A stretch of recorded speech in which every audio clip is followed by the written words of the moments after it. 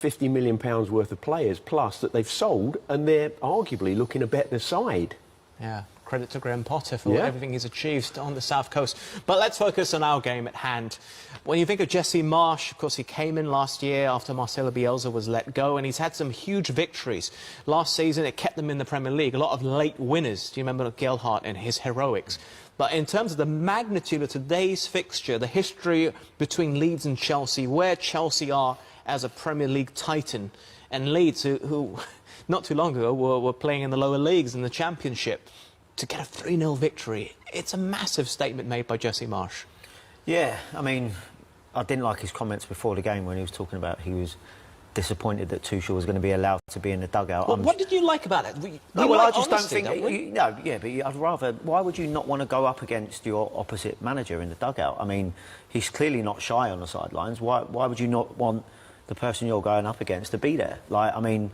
I just couldn't understand it. It's not how I would look at certain things, and I wouldn't look for managers to be suspended and stuff like that. I mean, I'm not for that, calling for cards and all that. But you have to say, on the sidelines today, there was only one person that was happy and showing the emotion that we would all like and the elation of scoring goals, and that was Jesse Marsch, and that was testament to the way he set his team up, but also the way that his players carried out, which was a very effective game plan. Well, I think that a lot of focus will be on Chelsea, you know, their performance and how bad it was, etc. But let's give Leeds an enormous amount of credit. I think when you look at Chelsea, what could go wrong went wrong. Mendy getting caught, Koulibaly getting sent off, etc., etc. But let's give Leeds some credit. When we start going through the goals and the way they played, they deserved that victory. And it's great. And it's what I said before about the Premier League. You don't get these sort of results in other leagues. You know, a top team playing a team that stayed up last game of the season last year. You don't get these sort of results, but you get it in the Premier League because the Premier League's so competitive. Yeah, I think Alan's right. You know, most of the focus will be on Chelsea because they're the bigger club and everything, although Leeds fans might argue that point. But I think full credit to Leeds. I thought, you know, to a man, they were better, whichever 11 they had on the park, and they used a lot of subs. They were better, man for man, than Chelsea today. Why Chelsea was so poor, I don't know. You know, Alan's highlighted Koulibaly. You know, when you've picked up a yellow card as early in the game as he did, you know, you've just got to be so careful. And to concede a second yellow card the way he did, especially with Chelsea struggling with defenders at the moment, there's a shortage at the club. Mendy, you know, just a bad decision. Gallagher, who, you know, Tuchel said, well, he's got a chance to show us what he can do, and it didn't really work out for him, and he gets hooked as well. It was just a really bad day for Chelsea all round. All right. Before we take a look at the goals and analyse everything that went wrong for Chelsea and what went right for Leeds, it's a crossover. I believe we have one of the goal scorers, Aronson, standing by. Brendan, when you signed for Leeds United, you must have dreamed about these kind of afternoons. We dreamed about it for a long time, and I mean, for me, it's a dream come true, and for this club, it shows how much progress we've made, and thanks to this guy, great performance, and also man of the match. Thank you so much, thank you. You started us off, Brendan. It was a great goal. You started us off, so well done. Welcome to the Premier League. Thank you. Jack, you were so ruthless from start to finish. How were you able to assert so much dominance over Chelsea? Yeah, I think we conducted a really good tactical plan from Jesse. Right from the start, we knew how important it was to come out strong and be ruthless, like you said. So everyone was on the same page, and we managed to do that in the first half and kind of set the tone from there. So it was a credit to the tactics and the production from the team as well. With the tactics towards the end of their game, Brendan, at one point, Leeds had run 11 kilometres further than Chelsea. Your goal summed that up. The press, it was there from the word go. I mean, it kind of just shows you who wants it more, you know, in the moment of time. I mean, we had the drive today. We were all pumped up. The crowd got us pumped up the whole time. And, yeah, I mean, you could see it on the field. Everybody was driven, and that's the kind of goals we scored. Incredible scenes here, Jack. In order to go bigger and better this season, how important is this? You try and replicate this now week in, week out. Yeah, I mean, like you said, we set the tone today, and we have to try and aim for this performance every week now. I know it's hard and difficult to do that, but if we can have something to aim for and hopefully go further as well, that's always motivation for us. Well, congratulations to you both. Indeed, you are player of the match. Well done. Thank you so much. Jacko, thank you guys. Well, very good afternoon for those two. Thanks there to both of the players. Let's recap the first half goals, starting off with the Mendy mistake. I mean, what are you going to be saying in the dressing room as a manager, Alan? Well, I think you've got to accept every now and then your goalkeeper's going to get caught. So you won't call him out in the dressing room afterwards? Or well, no, anything? because as Pep Guardiola's saying about Edison, you're asking your goalkeeper to play out. He's got to make big decisions. He's made the wrong decision. Firstly, the first touch, so then he's in trouble. He's then got to kick it out for a corner or a throw-on. But he tries to be clever. I said earlier, pride. You know, I don't want to be seen to kick it out for a corner or a throw-on. I'm going to play my way out of this. And they paid the price. I still think he's waiting for Reece James to drop off, you know, and make himself more available. The more I look at it, so he's had that touch, and he's saying, come on. He's not there now, I've got to do something clever. Yes, it's a howler from the keeper. But, you know, if you want to play out from the back, it's going to happen from time to time. This is quality, though, Jody, from Leeds. Yeah, I mean, I think we spoke about it at half-time, but the delivery had such pace and accuracy on it, and when you see the movement of Rodrigo attacking the ball at pace, he gets across Reece, but a lot of those moments happen so quick that it's not like the ball's in flight for ages and then allow someone to get across him. Reece is almost up in the air as Rodrigo's going across him, so you've got to give credit where it's due, and that was just an outstanding delivery and an outstanding header, which probably was the goal of the game as far as coming from pure quality rather than mistakes. And the goal scorer there, Patrick Bamford out. You have a guy who played as a striker at his previous club. He gets deployed as a midfielder most of the time, showing perhaps he can step up, and maybe there is life after Patrick Bamford. Well, I think if you're Jesse Marsh, you're sitting here now saying, I've got a stronger squad now than I thought I had at the start of the season, because Cooper's out, Ayling's out, Bamford's out. You know, so suddenly 3 players have had to come in, and now you're thinking, well, it ain't so bad after all. So these results that Leeds have just picked up has made their squad stronger.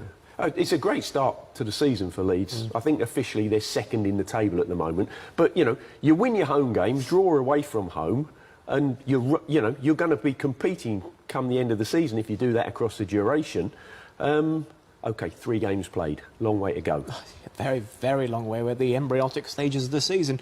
The third goal, it just seemed like Leeds were more reactive than Chelsea at dealing with situations, faster to the ball.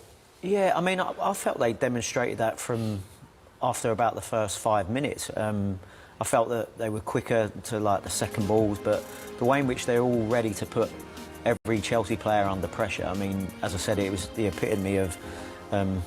as Gary said to a man, is that they fed each other's kind of enthusiasm and it was rubbing off throughout the team. And like you said, when the ball's coming into the box here, who's the first to be alive? And obviously you'd like your defender not to be playing someone on side, but again, I do think you have to give Leeds credit. It's any little second balls, any little 50-50 duels, you felt that they was coming out on top, and they fully deserved their win today. And again, you'd like someone to be a little bit higher in Cucurella, but at the same time, it's someone running off another Chelsea player and getting a tap in. No, I like how many bodies are in the box. You know, they're on the attack. I know they're winning 2-0, but you'd expect perhaps Leeds winning 2-0 to sit back and soak up a bit of pressure, but they didn't. They came out and played exactly the same way. And as I say, when that ball went in the box, there was 3 or 4 Leeds players trying to get on the end of it. So they was going for the third goal.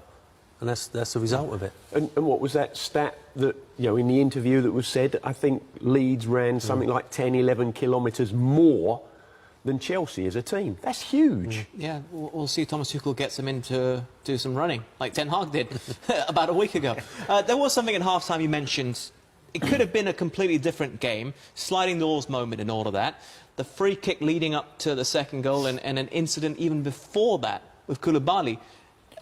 I don't think you've really seen it in depth since, but we're going to play it now, and just tell me whether you still stand by that assessment, whether this should have been happening in the first place. Yeah, I mean, I just thought this wasn't a foul at all. I mean, if you look at the amount of players there that are fuming, I didn't think it was a foul. I mean, now to look over it at the end of a 3-0 defeat maybe looks like trying to make excuses, but I just felt that pure and simply wasn't a foul in the middle of the pitch, which I think it was only 30 seconds later or so than the Raheem Sterling foul, which was maybe a little bit soft as well, was given. But you can't take anything away from Leeds today. I thought they were most certainly the better team, and even touching on that subject of the 11 kilometres ran more than Chelsea. I mean, it doesn't surprise me because a lot of the play was in Chelsea. Like, they had the possession of the ball and they was trying to move the ball about. But Leeds were just so good off the ball today. Off the ball, I thought they were outstanding. And where Chelsea would normally pass through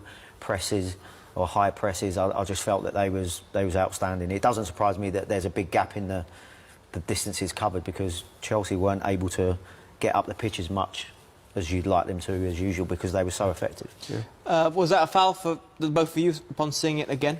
I wasn't totally convinced, no, but if you have a look at the referee's position, you know, he was right there, wasn't he, to give it. So you have to trust the officials on this one. And also talking about it at the end of a 3-0 defeat, and the guys were talking about it initially with Koulibaly getting his yellow card. Even the sending off doesn't affect it for me, because, like you said, Leeds deserved their lead, and I think he came off at 3-0 anyway. But what do you make of the second yellow for Koulibaly? I mean, life comes at you fast sometimes. You can be scoring a sublime goal one week and then you're getting sent off the next.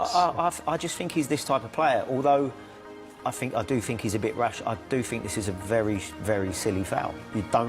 I get people pulling shirts, and like you said, Leeds deserved their lead, and I think he came off at 3-0 anyway. But what do you make of the second yellow for Koulibaly? I mean, life comes at you fast sometimes. You can be scoring a sublime goal one week and then you're getting sent off the next. I just think he's this type of player. Although I do think he's a bit rash. I do think this is a very, very silly foul. I get people pulling shirts and making sure.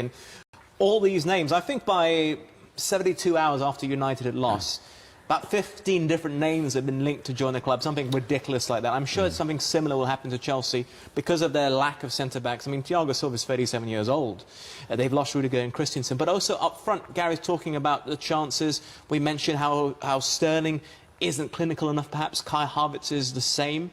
Maybe that's why City let Sterling go. So who would you like to see up front for Chelsea? Well, it's a funny one, because even though we're 3 games into the season, I have to say I thought Chelsea were poor from an attacking aspect against Everton. They didn't create enough clear-cut chances.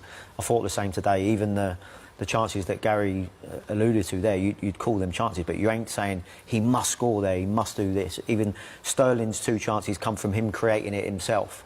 I just feel that they're not creating enough real big opportunities to score goals, apart from against Spurs, where obviously Havertz missed a very good chance to maybe put the game to bed. But I think they've got to look for a striker. And who would you like to see, though? I mean, it's not really who I would like to see. At the moment, I just think they need to get someone in that is They're talking a renowned about goal Aubameyang, scorer. for example. Yeah, I mean, would he be the answer? You'd have to say that he would improve the team at the moment, because he's a renowned goal scorer. Whether is he an out-and-out 9? He's not really, is he? I think he would function more in that 9 spot, and as I said, I don't think they did find him out wide or playing on the left like he did quite a few times for Arsenal. But I think if Chelsea were to sign him, they'd want him to operate down the middle. But I'm not sure if there's others out there or whether that's the one that they're definitely going for. But they definitely need somebody. A short-term solution, at least given his age, of course. And they go again perhaps next summer. And Harry Maguire is another name linked, obviously not to play as a striker, but in defence. Would you like to see him at Chelsea? And Fofana, isn't it? Fofana as well.